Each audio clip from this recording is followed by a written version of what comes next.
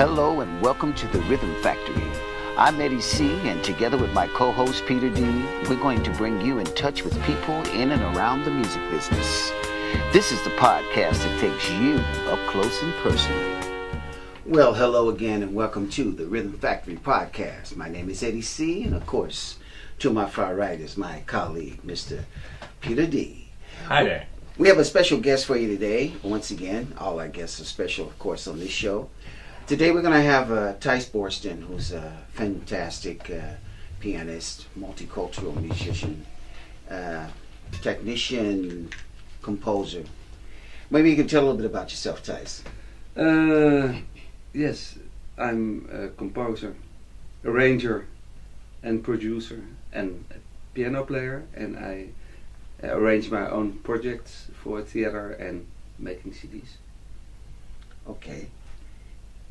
Yeah, that's all. Basically. No problem.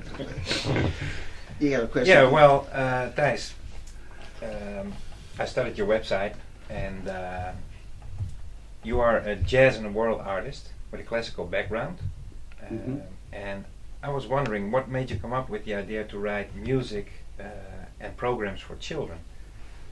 Yeah, when I get my first child and I start buying music for children, yes, I find out that most music for children is very awful. It's cheap made by keyboards and not real instruments. So I was thinking, yeah, let's make a CD with good musicians that children have good music to listen to. So that was the basic idea. And when we start doing it, yeah, we sold quite a lot of CDs. So I was thinking, let's make another one. And then, for example, the Concertgebouw called me and they heard the CD and said, "It's nice. Can you do something here in the Concertgebouw and make music and concerts for children?" So and that, yeah, it went actually a little out of hand. So I made, I think, about 14 CDs for children now. Oh, that's fantastic. And is this one your newest or the latest recording? It's nice to. It's kind of a booklet and CD. Yeah. Can you tell a little bit about it? Yeah, this is about the Black Pete discussion. It's a big discussion in Holland right now, and I was thinking it's nice to the traditional songs to re-record them and change them a little bit. That there's no racism or things in it anymore. You have to know the tradition to talk about it actually. And that if you hear it, you won't hear the changes actually, because we did it very nice. And I hope we will sell some. All right. And it's a pretty colorful book as well. Yeah, it's very nice. It's my English is not so good that I can explain it very well, but it's all cut out of paper, the illustrations. Yeah. Okay. So and you Can you see, show some in the camera? for example, I like this one very much. For our listeners at home that get just the audio podcast, stay tuned so you can definitely check out the video podcast and you can see this colorful book. And of course, all of these colorful people in the room. Yeah, and now I'm busy with a new. Listen, the CDs are not selling anymore with Spotify, but with the books, it's okay. If you make a nice book, especially for children, and you put a CD, you add a CD as extra, you can sell some. So the latest projects I do are all with uitgevers. What's uitgevers in English? Publishers, with books. And now I'm making a book. It's called the Wereldatlas. Nee, the Liedjesatlas. The Song Atlas. The Song Atlas. Yes. And we ask people from all around the world to send their traditionals, and then we translate them and put them into one. Oh, that's a wonderful initiative. Wonderful concept too. Yeah. I got another question, which is totally different. As a composer, you've written a lot of, world music, and you work a lot with different timings and everything, which I I'm a big fan of your music as well, of course, working with you over the years. What is your main inspiration behind your own compositions, and what is the relation between your music and your personal life? A lot. My biggest inspiration is people. I like playing different styles of music, but I also like meeting different kind of people. Okay. Especially, for example, when you work with African musicians and you work for a longer time with them, and you start talking, it's nice. It gives you a different point of view, and that's what I like very much. And both for my music and for my personal life. Now, for example, with the Black Pete issue, I don't know if you saw the documentary that they went to England. With, no, I didn't. Oh, very nice. They went with Santa Claus and Black Pete to England, and they walked on the street. And what happened? The people really get angry. What do you do? What is this? You know. Right. And then you see how people look to our tradition. For example, I think that's good for us to see how other people look at it. Yes, and for other people also good to see how you see that. Yeah, I know. I had an incident when I first came to Holland. Some 35 years ago as a student, and I saw this for the first time. And shocked. I was shocked, and the guy was drunk, and he came and he rubbed his finger all over my face and stuff like that. I said, "Hey man, come on, I'm going to knock you out." You know? But the thing is, and I understand that because I have my kids as well that have grown up in that tradition over here. But I think what's very important is that it's the parents, the grown-ups, that kind of make a mockery of it, that break it down, and I think for little kids, I understand a bit of the tradition. On the other hand, if the parents kind of take it outside of what it's meant for, then it can be discriminating to other kids or intimidating to other people as well. And of course, in this day and time with the modern media, the world has been made smaller because of modern media. I mean, just like our show, people can catch us worldwide. You know, that's Rhythm Factory. You can catch us worldwide. It's very important to know that a little bit more compassion could be taken. Yeah, but what I find very disappointed, that if you are creative, I don't like that we make solutions for the people. You say you don't. I don't allow you to paint yourself black. You have to do it red. I don't like this. But it's nice if you see the Santa Claus journal. You saw it. Yeah. They do very creative. Yeah, they make, absolutely. I like this, and then it will solve itself. But people, yeah. A lot of people don't like this. They want to have rules and judge about other people. Yeah, Big Brother's watching. Yeah, but if you're creative, you can. I mean, I don't think there's a big problem. Well, that's the whole thing. I think, Thijs, as well, is we're in a modern day technology world. You know, kids are put in front of a computer from the day that they're able to use their hands and feet, and the imagination gets lost with these kids. I'm not agreeing completely. I think what I don't like about this is that people who are very aggressive, they get a lot of attention. Yeah, that's what I don't like, because if you look at YouTube, you even sent me one of a guy who's doing all the instruments and singing. Yeah. But that's also using the multimedia, and he does a completely great job, unbelievable. Yeah, absolutely. But people want to see people fighting and saying bad things. That's disappointed.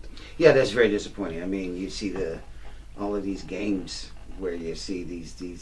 It's almost like watching a movie. These games that they're having, and there's so much aggression, and I'm going, wow, why? And you know what the newest hit is? That you look at somebody playing this game and he's going out of his head. Yeah. You've seen it? So you see a guy, you see the guy playing a game, you see the game, and then in the corner you see him sitting. Yeah. And then he's and millions of hits. Yeah, amazing. You know, it's amazing. You want to take the next question? Yeah, because we talked about the programs or the music you make for children, but you do more than that. Yes. You also make music for, well, let's say adults. is there a link between the shows for adults and children, and how do you switch between the two? Now, I'm not playing so much shows for children anymore. Okay. Because my own children getting bigger. I think I do the things are really, I call it, die me bezighouden. Keep you busy. Yeah. Now I'm in another state of stadium of my life. Yeah. And what I told Eddie before, I like people. So I invent programs. For example, now I have a program. It's called Weg van Spanje, away from Spain. I focus on somebody who lives in Holland, but she is from Spain. She's a flamenco singer. And then with videos and photographs and stories and nice songs, we make a program for the theater. And so you go there, you don't only hear the music, but you see her live. And it's not only her life, it's all of us. Because we all have a mother, we all have bad things, bad experience, good experience. And what I like from people who from abroad, they all have a story. A bigger story than usually than, for example, me. But you always keep in mind emotions and things that are common to everyday people? Yeah.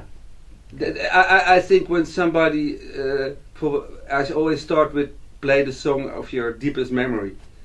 We all have deepest memory. So it's nice if somebody else does it. It's nice if she can sing very well and she has a nice story about the mother, you know, doing the dishes or whatever. That's nice, but I think a lot of people in the audience think also like, oh yes, yeah, I remember this song, and yeah, I think I like that for especially for myself. So I hope that other people like it too. And is it that the music decides what the story is, or do No, you have a story no. and the music No, comes with the story? The story is the person. Right. That's the story. Everybody has his own story, and then we search for music, and then sometimes we translate it on the video. And sometimes she does a nice introduction. For example, she sings a song. It's so beautiful.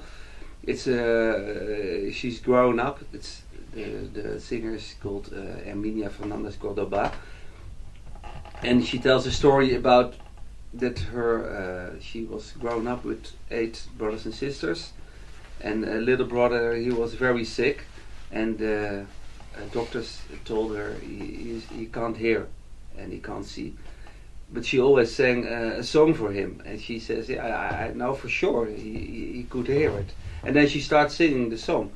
I think that adds something for me, Yeah. because I feel it, and she also sings very good. That helps too. She sings completely out of tune. Now you still have the story. Yeah. Right. Right. Yeah. So that's what I like, and what I try to find nice people, and of course have to be gifted. I mean, they have to have a lot of talent, because otherwise, yeah, if somebody has a nice story and he sings out of tune, then after 10 minutes. You gotta work with them. Yeah. Exactly. Yeah, you have. I know there's the show that you have, which is very popular, especially in Holland, and I think you're trying to bring it across the border now. It's called the Outdogging, which is translated to the challenge, and it's based on bringing different cultures together. Can you tell us a little bit more about that? I mean, I actually had a chance to be one of your guests. You were in it. Yeah. Yeah. I thought it's nice if you want to expose somebody, you can do the way I just told. But you can also put 2 different people next to each other, and you say, for example, I say you have a Brazilian and you have somebody from Africa. Sing a song about love, and you can hear how the love sounds in Brazil, and I think that's nice. But you also can say, how does it sound when you sing a song? you had you had to sing something in it Hebrews, or what was it? No, Yiddish. Yiddish. Yeah, that was quite difficult. it wasn't quite as simple. But I think it's nice to see you see more of people when they come out of their comfort zone. Yeah. Otherwise, you watch a show. That's also nice. I'm not. I have nothing against it, but I like it very much. If you see somebody doing something else, then you feel the fear, for example, and people feel the same. Like, oh, yeah, that's quite heavy if you have to do this. So that's what I like. And now we changed it a little bit because the world music is not very popular in Holland. It has a difficult time. Well, maybe after this podcast, it'll Yeah, cross the borders. but now I do a well-known artist. Yeah. It's to get more public, but also it's nice because then they can compare it. If you see two completely strange styles for you, it's difficult to compare it. Sure. So now we have, for example, the opera singer Tania Cross. She does against Morasila from Senegal. He's very traditional. And we have Ernst Daniel Smit. He's very. He's going to compete with Erminia, the flamenco singer. And we start in January with it. I'm very curious. Okay. Fantastic. Is the tour only going to be in Holland, or do you plan on crossing the border with it? Now I have another plan, but it's actually a strict secret. No, it's not really secret. I'm talking with Tania to make a television program about the voice, the human voice, and then she's going to search and take lessons. For example, a flamenco singer. So we go to Spain. It's focused on people who have a special way to use their voice. Voices, yeah. And then she's going to talk with them also about emotions and maybe make some food. But the what's the ingang? The entrance. The entrance is the voice. Okay. So that's what we plan. I want to meet Buka. You know her, Buika? Buika, yeah. I went to her last week. Incredible voice. Yeah. So it would be nice to visit her with Tania, and then it's like the uitdaging, but then more in a documentary. Oh, that's fantastic. Version. We're looking forward to that. Yeah, me too. But you never know if those wishes are coming true. Yeah, well, you set your heart on it, it will happen. Yeah, Look at us, we've been talking about a podcast for some time, and it takes time. Here we are. It takes time, yes. Can you tell us a little bit about a funny or awkward situation you might have had happen in your career? You say, well, that was something which was really so funny or so awkward. Yeah. A few things, moments. But Peer de Graaf, you know him. Yeah. He's like a comic. A bit of a Danny Kaye type to see. Yeah. If you say he's very tall. Yeah. And when I have to do a snubble, just gig. a background gig, a little bit fun, I always ask him. But then they asked me, and the day before, so I asked him, yeah, it's nice, we do some funny gig. But it was a concert, but I didn't know. So I arrived at church, people paid a lot of money, the mayor was there, it was in the church. And I was thinking, oh Jesus, what am I going to do? So I made a program, like a concert. So I told him, I started playing a composition, very serious, and you come up and you tell a nice poem. But it went completely out of hand, completely. And people are laughing, but the guy from the church, he was not amused because because he was standing in the wat is spreekgestoelte? That's it. He was in the pulpit. Yeah, yes, and he had the bedelzak. I don't know the collect. Oh, he was with the collection. Yeah. He put on his head. Yeah. And he was saying, "I'm about to plop. Watch me." And so he started off very serious. So and I had a moment with you. Yeah. Maybe you tell him. With the mayor. With the mayor of Amersfoort. Yeah. Right. Maybe you tell the story. Oh, this story is about you. Yeah. Yeah, we were playing somewhere, and the lintjes. They were giving out the medals, the little medal lynch for I think good, being a good citizen or something like that. Ideal citizen. Awards, and then there was the director of this choir with all people, and it was so completely out of tune. The man was getting a medal. I don't know why. He stopped, maybe. And he started, and we couldn't stop laughing. And we were sitting in front of 400 people, and there were tears. And I was trying to just. Yeah, you were the most professional of us. I was trying to keep a Bill Cosby look, you know. But you didn't succeed. So that was a very nice. But they asked me back after it. I couldn't believe it. Yeah. Well, we got one more question before we go. You know, we like to always ask our guests, how do you see yourself, let's say, in 5 years with the music, and what is your opinion about how you think the music is today? Because of course we're in a modern day technology. What is your vision of how you say would like to see the world in 5 years, maybe musically? Yeah, I think the best part is that you don't know, because you know, even when it develops it for us the wrong way, it still does something. I think the worst thing is that it stays like it is, and I think that's the problem we went into with the subsidies and the things. But I like that they had the subsidies, but they kept the road straight. Yeah. And the public was turning around, and we were going like this. And in the end, you sit with 10 people with 20 people on stage and 10 people in the public. Yeah.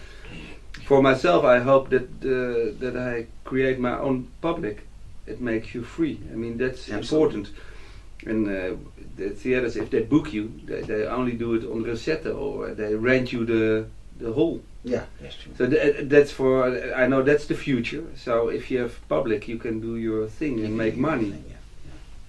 Set yourself free. Yes. I hope. Is there, sound-wise, is there something you create in your own studio, looking at the future, maybe change things in sound or approach in the studio? Yeah. Yes, I rely very much on people who I work with. I'm not really designing sound. I try to get the right people, and they take their own thing. And I create it by connecting those people, and of course I have a role in this, but not very big. So for example, now I met an African. We're gonna play with him next week, Neko Novellas. He's really incredible. He's an African singer, a guitar player. He studied classical music with the voice and his guitar, and he's very gifted. So I want to make something hip with beats or something. So yeah, I have to look for a young guy who is very has musical talent and not only to make something modern, because I'm going towards 50, so I can't make hip beats. No, that's okay, but you know that's I'm very how say it, afhankelijk, dependent on the people I meet. But how do you keep an open mind? You say I'm 50 and but you're still talking about making it work with the right people. You rely on people you work with. How do you keep an open mind about it? Yeah, I think the people around you, that's your soundboard. So if you listen to them, you'll hear. Right. And you have of course the audience, if you have audience. So if you don't have a public, then you have nothing. Then you don't have gigs. So that's your graadmeter. That's your measuring stick. Yeah. I have to, because otherwise I don't have any work. Right. Thank you. Hey, Thijs, we want to thank you for joining us on the Rhythm Factory. And is there anywhere you're playing in the future where you want people to know, or how can people contact you on your website? What is your website? Website thijsborsten.com. All right. Thank you very, very much. It was once again a pleasure to have you. And if you want to get in contact with us, you can always reach us via Rhythm Factory. That's with a stripe in between .nl. You can contact me personally at jazzolmusic at gmail.com. Just JAZSOL music at gmail.com. And Peter can be connected at info@peterdoppen.nl. That's Peter and then DOPPEN.nl. That was it for this week. And thanks again, and we hope to see you again. And not only see you, but hope you get to listen to us one more time, another day at the Rhythm Factory. Take care, everybody.